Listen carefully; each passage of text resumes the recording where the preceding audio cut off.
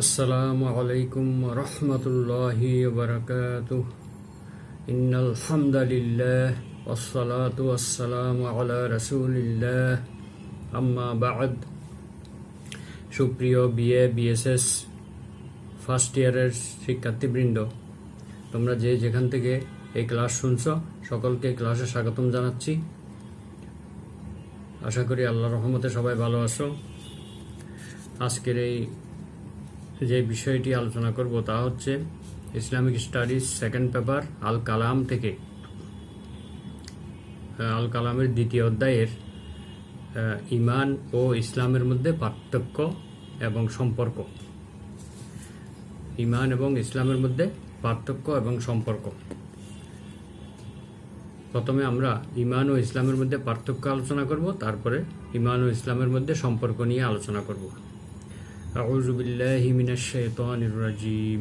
বিসমিল্লাহির রহমানির রহিম। ঈমান এবং ইসলামের মধ্যে পার্থক্য হলো, ঈমান শব্দের গঠন হয়েছে হামজা মিম নুন বা আলিফ মিম নুন থেকে। আমনুন এর অর্থ হচ্ছে অন্তরে বিশ্বাস রাখা, আনুগত্য করা, নিরাপত্তা লাভ করা। আমরা ইতিপূর্বের ক্লাসে ঈমানের অর্থ বলেছি আরও বিস্তারিতভাবে। আর ইসলাম শব্দটি সিন লাম মিম মূল অক্ষর দ্বারা গঠিত। সিলমুন এর অর্থ হচ্ছে বিনয় অবনত হওয়া, আত্মসমর্পণ করা। ঈমান হচ্ছে অদৃশ্য বিষয় এবং আন্তরিক আনুগত্যের বিষয়, আর ইসলাম হচ্ছে বাহ্যিক আনুগত্যের বিষয়। ঈমানের সম্পর্ক হচ্ছে অন্তরের সাথে, আর ইসলামের সম্পর্ক হচ্ছে অঙ্গ প্রত্যঙ্গের সাথে। ইসলামী শরীয়তের পরিভাষায়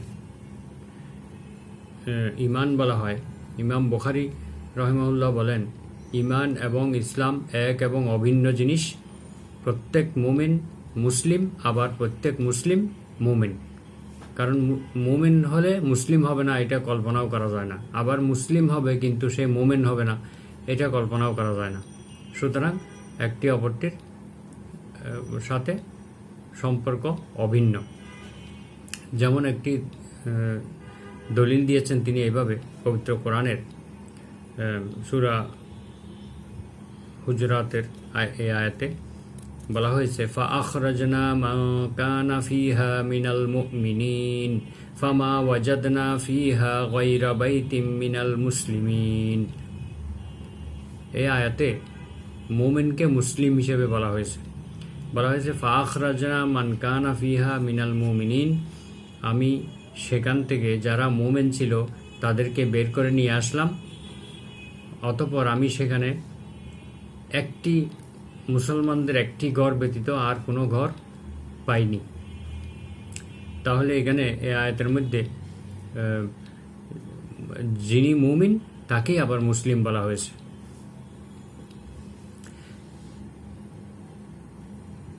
আরেকটি আয়াতে বলা হয়েছে, ইয়া কওমি ইন কুনতুম আমানতুম বিল্লাহি ওয়া রাসূলিহি ফাআলাইহি তাওয়াক্কালু ইন কুনতুম মুসলিমিন। এই আয়াতেও ঈমানদারকে, ঈমান পোষণকারীকে মুসলিম হিসেবে আখ্যায়িত করা হয়েছে। বলা হয়েছে, হে আমার জাতি, যদি তোমরা আল্লাহর প্রতি ঈমান রাখো এবং রাসূলের প্রতি ঈমান রাখো, তাহলে তার প্রতি তোমরা ভরসা করো, সে আল্লাহর প্রতি তোমরা তাওয়াক্কুল করো, নির্ভর করো, যদি তোমরা মুসলমান হয়ে থাকো। ইন কুনতুম মুসলিমিন, যদি তোমরা মুসলমান হয়ে থাকো। আয়াতের প্রথমে বলা হয়েছে মুমিন, পরবর্তীতে বলা হয়েছে যদি তোমরা মুসলিম হয়ে থাকো। তাহলে বোঝা যাচ্ছে যে মুমিন সে অবশ্যই মুসলিম হবে, আর যে মুসলিম সে মুমিন হবে। আল্লামা আনোয়ার শাহ কাশ্মীরি রহমাহুল্লাহ ও আল্লামা কুস্তুলানি রহমাহুল্লাহর মতে ঈমান হচ্ছে খাস আর ইসলাম হচ্ছে আম বা সাধারণ। অতএব ফাকুল্লু মুমিনিন মুসলিমুন ওয়ালাইসা কুল্লু মুসলিমিন বিমুমিনিন। ঈমান একটি বিশেষ খাস বা নির্দিষ্ট বিষয়, আর ইসলাম হচ্ছে আম বা ব্যাপক বিষয়, সাধারণ বিষয়। তিনি বলছেন, কুল্লু মুমিনিন মুসলিমুন, প্রত্যেক মুমিন মাত্রেই সেই মুসলিম। লাইসা কুল্লু মুসলিমিন বিমুমিনিন, আর প্রত্যেক মুসলিম কিন্তু মুমিন নয়। অর্থাৎ এটার অর্থ হলো যে বাহ্যিকভাবে অনেকেই সালাত, সাওম এবং ইসলামের বিধিবিধান পালন করে সে মুসলিম সমাজের অন্তর্ভুক্ত হতে পারে, কিন্তু তার অন্তরের মধ্যে সত্যিকারভাবে সে ঈমান এনেছে কিনা, মুমিন কিনা, এই বিষয়টি কেউ জানে না। এটি আল্লাহ ছাড়া কেউ জানে না। তাই বলা যায় না যে প্রত্যেক মুসলিম মুমিন হবে, এটা বলা যায় না। আর প্রত্যেক মুমিন মাত্রেই সেই মুসলিম, কারণ ঈমান থাকলে সেই মুসলিম হবে। আর মুসলিম হলেই যে সেই ঈমান মুমিন হবে তা বলা যায় না, কারণ তার অন্তরের বিষয়ে আল্লাহ ভালো জানেন। ইবনে হাজার আসকালানী রহমাউল্লাহ বলেছেন, ঈমান এবং ইসলাম শব্দদ্বয় ফকির এবং মিসকিনের ন্যায় সমার্থবোধক শব্দ। ফকির এবং মিসকিনের মধ্যে যেমন তেমন একটা পার্থক্য নেই, দুজনই অভাবগ্রস্ত।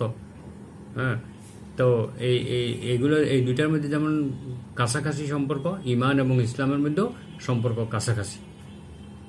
এবার আমরা ঈমান এবং ইসলাম এর মধ্যে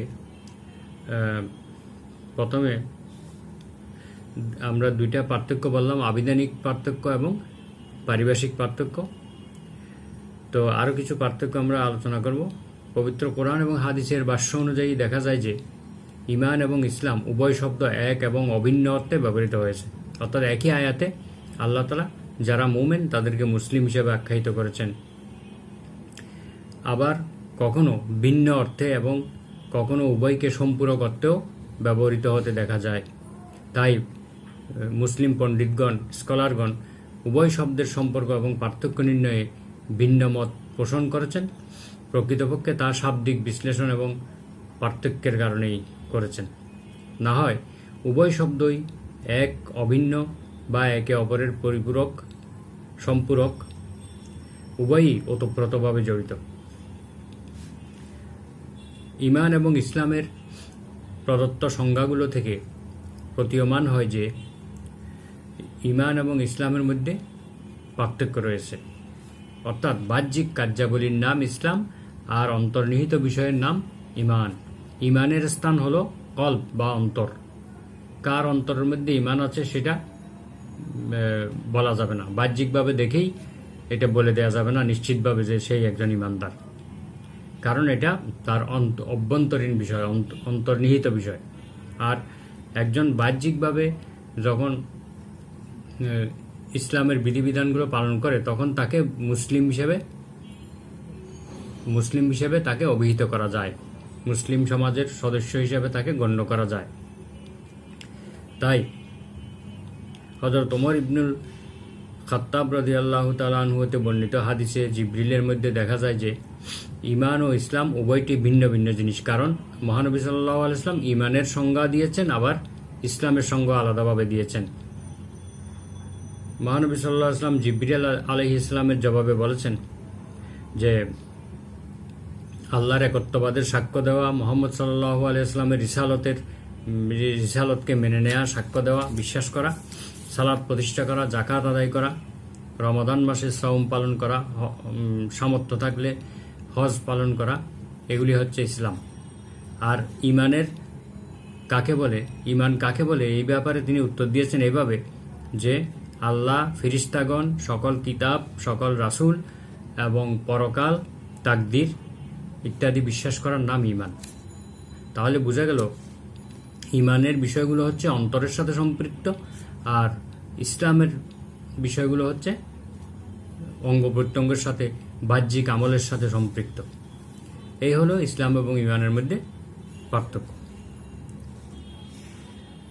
আবিধানিক অর্থে ঈমান এবং ইসলামের মধ্যে পার্থক্য থাকলেও এবং উপরোক্ত এই হাদিসে ঈমান ও ইসলামকে ভিন্ন ভিন্নভাবে বর্ণনা করলেও শরীয়তের দিক থেকে উভয়টি এক এবং অভিন্ন। কারণ আমরা একটু আগে বলছি যে ব্যক্তি মুমিন সে মুসলিম না হয়ে পারে না, আর যে মুসলিম সে মুমিন না হয়ে পারে না। কাজেই একথা বলার অবকাশ নেই যে অমুক ব্যক্তি মুমিন কিন্তু মুসলিম নয়, অথবা অমুক ব্যক্তি মুসলিম কিন্তু মুমিন নয়, এটা বলা যাবে না। যতক্ষণ পর্যন্ত একজন ব্যক্তি ঈমানের বিপরীত কোনো কাজ বা কোনো কথা প্রকাশ না করে ততক্ষণ পর্যন্ত তাকে আমরা মুমিন নয় বলে সন্দেহ করতে পারবো না। বাহ্যিকভাবে কেউ যদি ইসলামের বিধিবিধান পালন করে, ইমানের বিপরীত কোনো কার্যকলাপ না করে, তখন তাকে মুসলিম সমাজের সদস্য হিসেবে তাকে গণ্য করতে হবে। এবার আমরা ইসলাম ও ইমানের মধ্যে যে সুগভীর সম্পর্ক রয়েছে, সুদৃঢ় সম্পর্ক রয়েছে, সেই ব্যাপারে আমরা 10টি সম্পর্কের ব্যাপারে আলোচনা করব। ইমান এবং ইসলামের মধ্যে সম্পর্ক হচ্ছে, ইমানের মূল বিষয় হলো আন্তরিকভাবে এটাকে প্রত্যয়ন করা, আন্তরিকভাবে এটাকে স্বীকৃতি দেয়া। আর ইসলাম বলতে বোঝায় মহান স্রষ্টার সার্বভৌমত্বের কাছে বান্দার আত্মসমর্পণ। আল্লাহ তাআলা যে কাজগুলো করতে বলেছেন সেগুলো বিনয়ের সাথে সম্পন্ন করা, নিষিদ্ধ কাজ থেকে বিরত থাকা। তো বাস্তব ক্ষেত্রে এই দুটি শব্দের মধ্যে পারস্পরিক সংযোগ এবং সম্পর্ক অত্যন্ত গভীর। 1 নম্বর সম্পর্ক হলো ইসলাম এবং ইমান এক এবং অভিন্ন অর্থবহ। সাধারণত ইমান ও ইসলাম একই অর্থ বহন করে, যেমন আল্লাহ তাআলা পবিত্র কোরআনে বলেছেন, ইন কুনতুম আমানতুম বিল্লাহি ফাআলাইহি তাওয়াক্কালু ইন কুনতুম মুসলিমিন।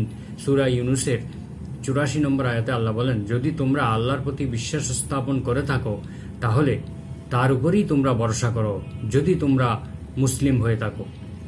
তাহলে একই আয়াতে একই ব্যক্তিদেরকে মুমিন এবং মুসলিম হিসেবে আখ্যায়িত করা হয়েছে।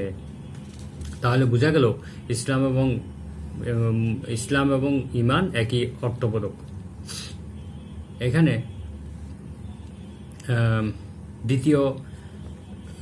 দ্বিতীয় সম্পর্ক হলো ইসলামের সর্বোচ্চ সোপান ইমান।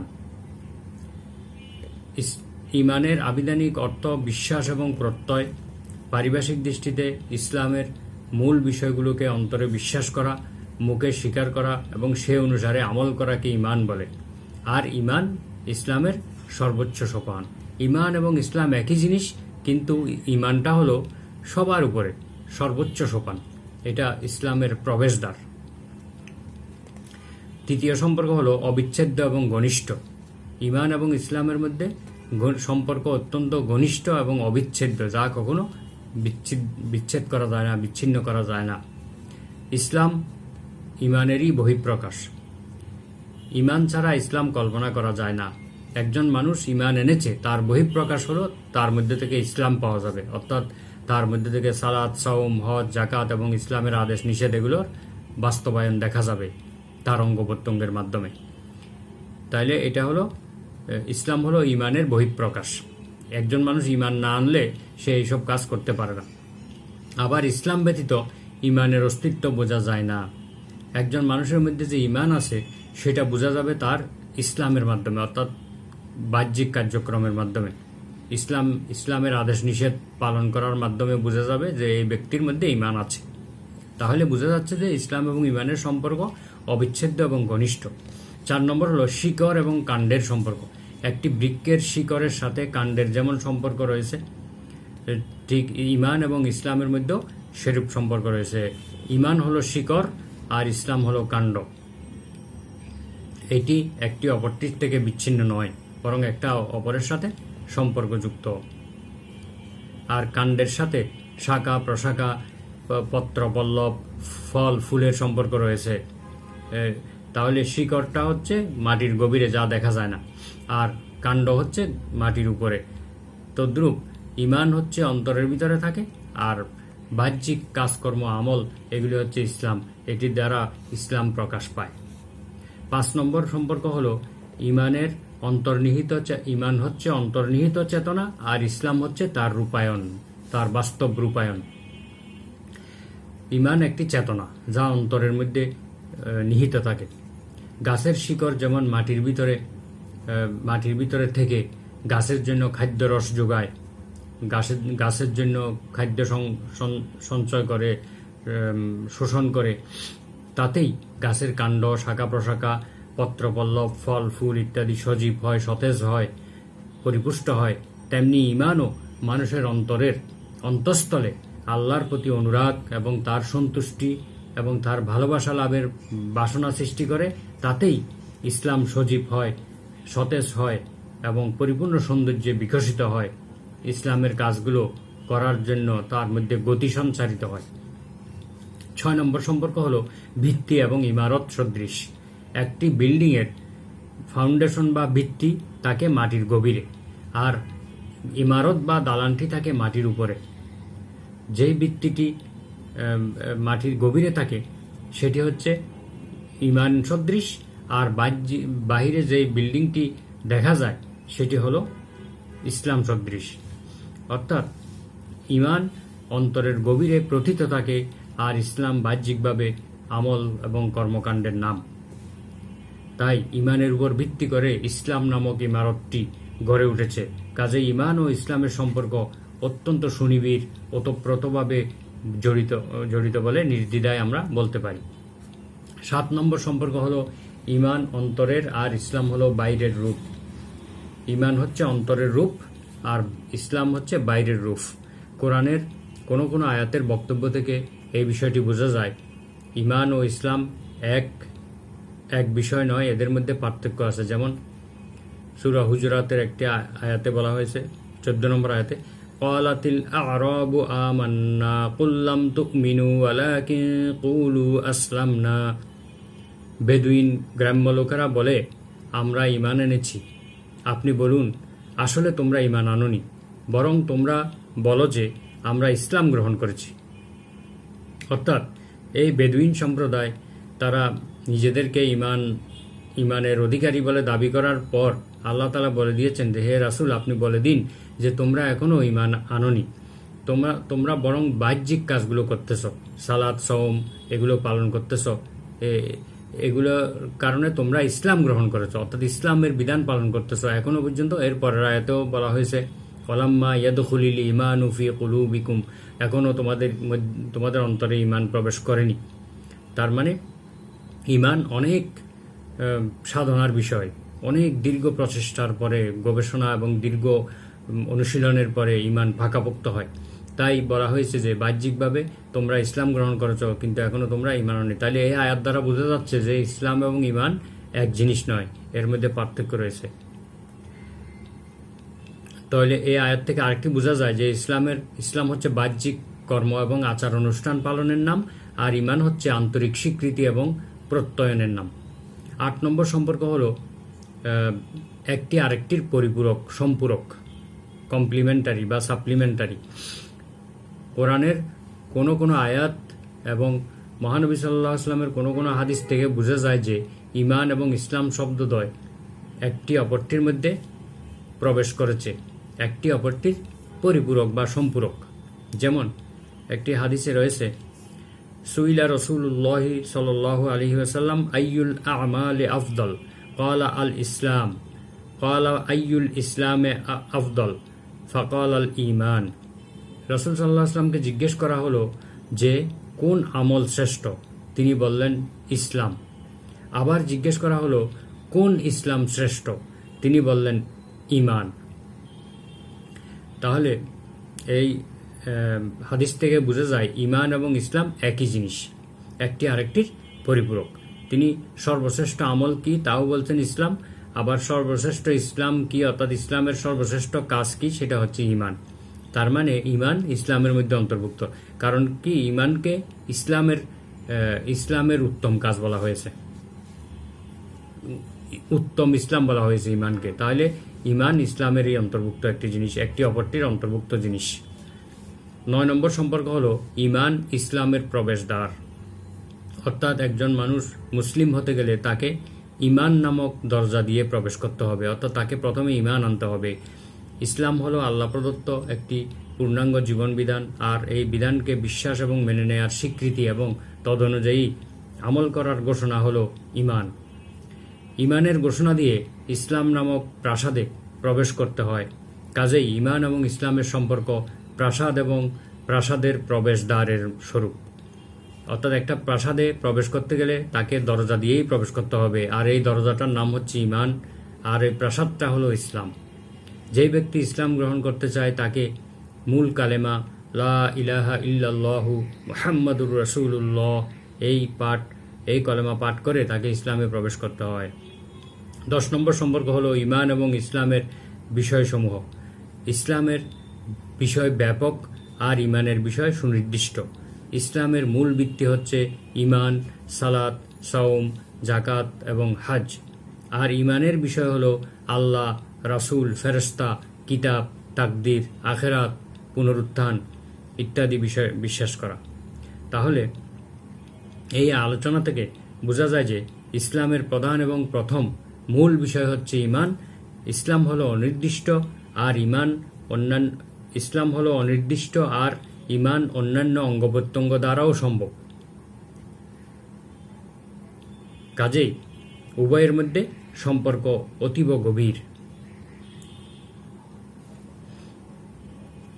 আমরা এই আলোচনা থেকে এই সিদ্ধান্তে উপনীত হতে পারি যে ইমান হলো প্রত্যয় বা আন্তরিক স্বীকৃতির নাম, আর ইসলাম হচ্ছে গোটা জীবন ব্যবস্থার নাম। বাস্তব কার্যকরণের দৃষ্টিতে উভয়ের মধ্যে কোনো পার্থক্য নেই। কাজেই যেই ব্যক্তি মোমেন সেই মুসলিম, আবার যেই মুসলিম সেই মোমেন। কেননা ইমান এবং ইসলাম পরস্পর অঙ্গাঙ্গিভাবে জড়িত, ফলে একটি ব্যতীত অপরটি কল্পনা করা যায় না।